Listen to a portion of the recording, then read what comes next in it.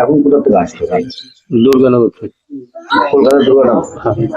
বাংলাদেশে বাড়ি করছে?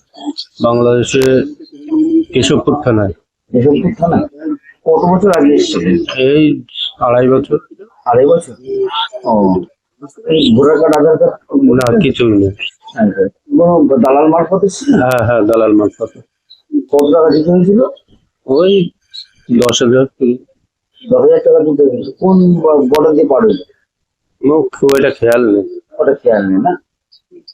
আচ্ছা, এখন এই যে দেশে চলে যাচ্ছেন কেন, কারণটা?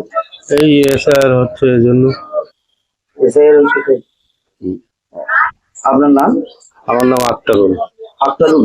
আক্তারুল গাজী? আক্তারুল মন্ডল। মন্ডল? মন্ডল। মধ্যমগ্রাম থেকে।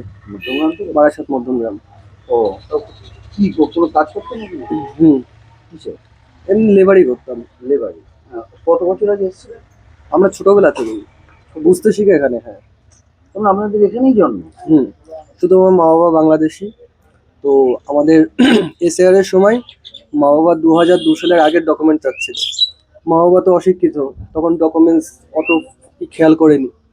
তো এখন আমাদের লোকাল থানা থেকে, নারায়ণপুর থানা থেকে বলছে যে ডকুমেন্টস না থাকলে থাকতে যাবে না। তার জন্য আমরা চলে এসেছি। আদি বাড়ি কোথায় বাংলাদেশ? মা বাবার আদি বাড়ি বাংলাদেশ, খুলনা জেলা।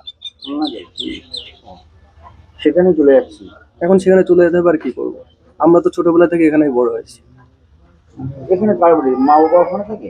মা বাবা এখানেই থাকে। ছোটবেলায় আমার মা বাবা এসেছিল 2001 সালে, না 2002 সালে এসেছিল।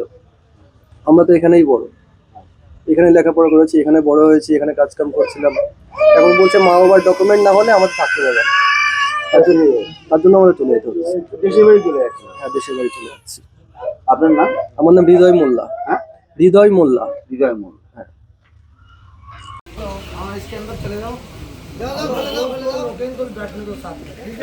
Holding centre.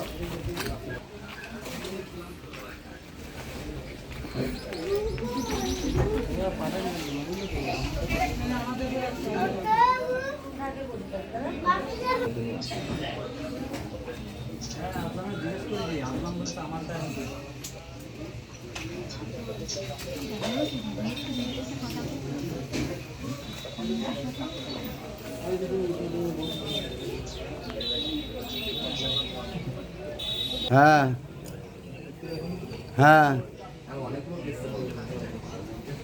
খুঁজে পাচ্ছি না, খুঁজছি, খুঁজে